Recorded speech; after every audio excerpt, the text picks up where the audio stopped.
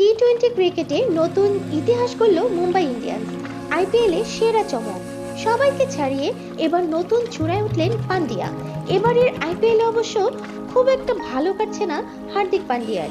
ব্যাটিংয়ে কোনো ম্যাচে ছন্দ খুঁজে না পেলেও বল হাতে আগুন, নিজের নামের পাশে থেকে যাচ্ছে উইকেট ঝুলি। সর্বশেষ লখনৌ সুপার জায়ান্টসের বিপক্ষে 36 রান দিয়ে নিয়েছে 5 উইকেট। অধিনায়ক হিসেবে আইপিএল এর ইতিহাসে সেরা বোলিং এর নতুন রেকর্ড এটি। যদিও টি-টোয়েন্টি ক্রিকেটে নিজেদের ইতিহাস গড়ার ম্যাচটা শেষ পর্যন্ত হেরিয়ে যায় হার্দিকরা, যেখানে 288তম ম্যাচ খেলে ইংল্যান্ডের কাউন্টি ক্রিকেটের ক্লাব সমারসেটকে পিছনে ফেলেছে। সমারসেট এখন পর্যন্ত খেলেছে 287টি টি-টোয়েন্টি ম্যাচ। আইপিএল এবং ফ্র্যাঞ্চাইজিং ক্রিকেটের অন্যতম সফল দল চেন্নাই সুপার কিংস নেই শীর্ষ 6-এ। এমন এক অর্জনের জন্য ঘরের মাঠ ওয়াংখেড়ের চেয়ে ভালো কোনো মঞ্চ হয়তো হতে পারত না মুম্বাই ইন্ডিয়ান্সের জন্য।